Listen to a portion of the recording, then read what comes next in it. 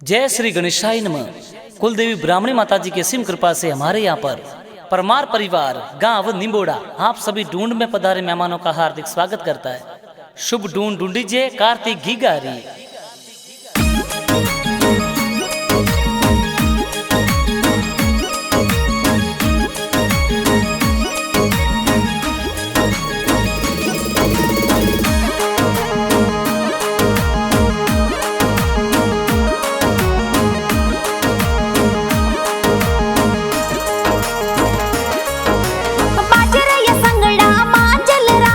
बाजरया चंगड़ा मांझल रात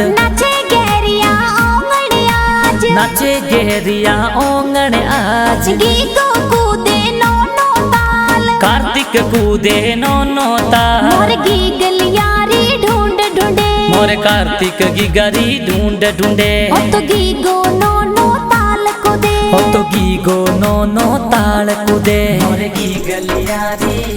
ढूंढ ढूंढे।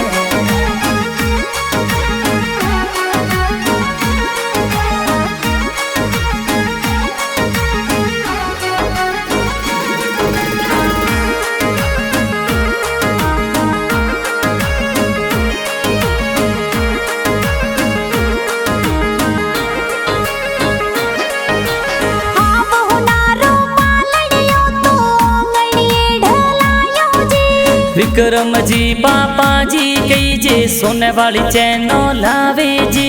घड़ा हुसीला माता जी तो दूधड़ला पिलावे जी गीता देवी माता जी तो लाड घणेरो लडावे जी दूधड़ला पिलावे जी घड़ा हुसीला गी गेरा तो दादाजी गोट करावे जी दादो साजीनो राम पाजी तो सोने वाला लूंग लावे जी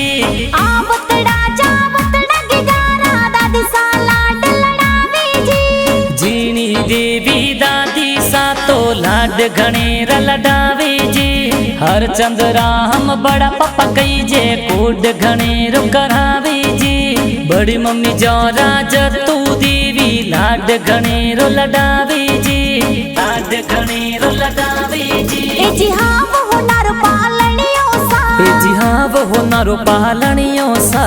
ओंगणिए ढलायो सा ए जी ओंगणिए ढलायो सा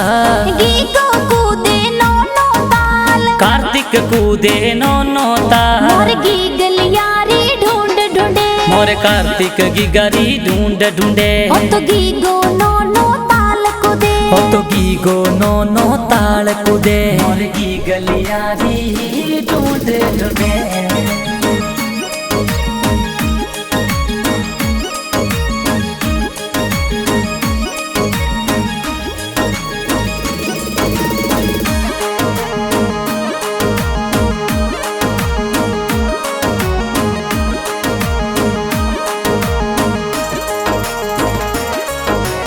आवतड़ा जावतड़ा गिगारा भुआ सा हुलरावे जी रेशु दाड़मी जनता भुआ लाड घणेरो लडावे जी हर्षन जी गोवाराम जी देवाराम जी भूड़ो सपधारे जी हितेश कमलेश भाई कही जे खिलौना प्यारा खिलावे जी रिंका रितिका सुमन शिवानी बहनों रम क्या रमावे जी आवतड़ा जावतड़ा गिगारा नानो सा हुलरावे जी नानो साजीनो राघुबा राम जी पालनियों घड़वावे जी घड़ा हुसीला नानी सा तो जबला टोपी लावे जी काली देवी नानी सा तो लाड घणेरो लडावे जी